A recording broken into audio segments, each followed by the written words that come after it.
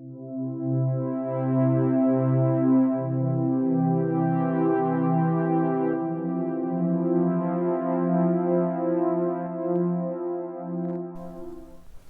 some thoughts for today, the first Sunday of Lent.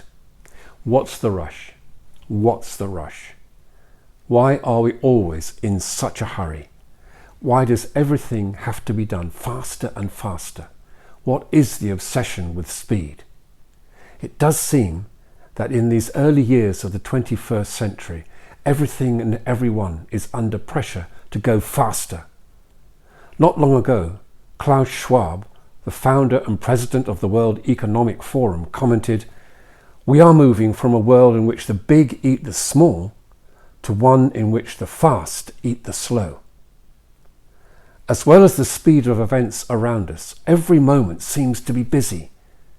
One historian has commented recently, "Make no mistake, the world has changed more in the past 100 years than in the previous 100,000. The changes seem so rapid. Try and cope with one, and another 4 and 5 come crashing along.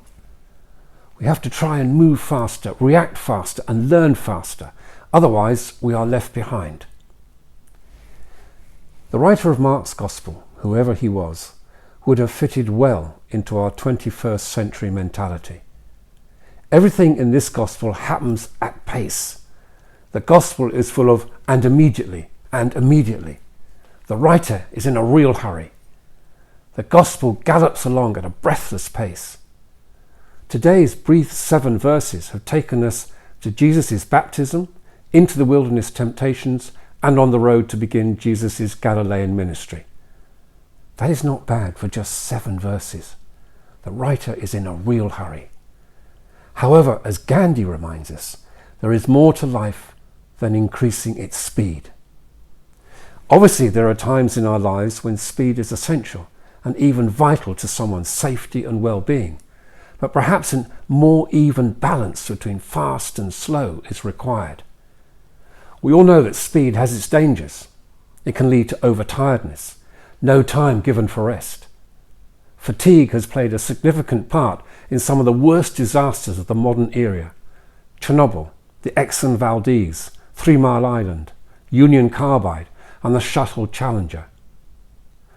On a personal level, our health can suffer, our well-being fades, and our relationships fracture. When McDonald's opened a branch beside the Spanish Steps in Rome in 1986, Carlo Petrini launched a campaign for slow food.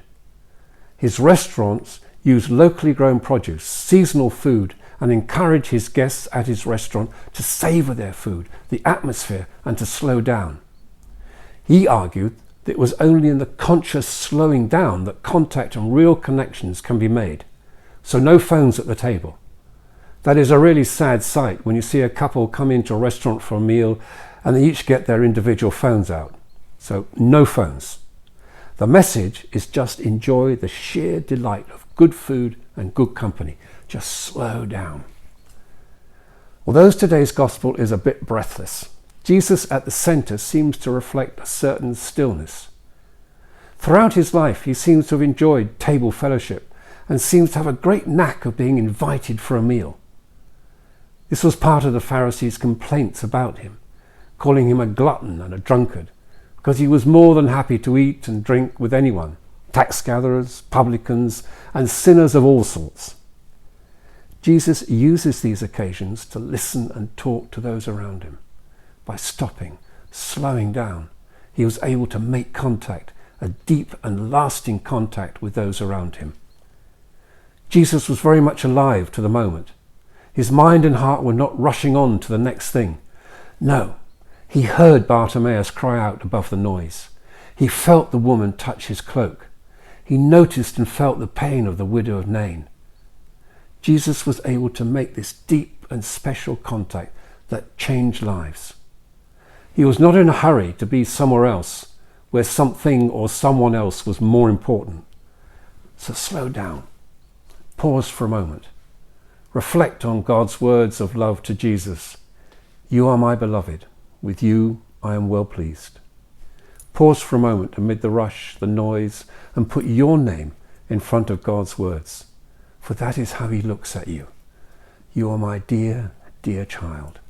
I am delighted with you.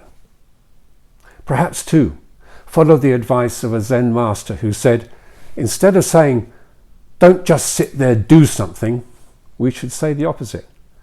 Don't just do something, sit there. So keep well, keep safe, and God bless.